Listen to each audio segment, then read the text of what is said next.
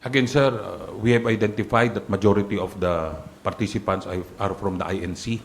And yun nga po, to be included in the assessment and the investigation, so to speak, after the event, kung sino po ang pwedeng managot kung meron ba pong liable dito sa nangyari na ito. Kahit siguro po sinong tumingin ay hindi pwedeng sabihin malamya ang meron ka pong inilabas kagad na kulang-kulang 6,000 kapulisan para po mag-maintain ng kaayusan sa ating mga kalsada.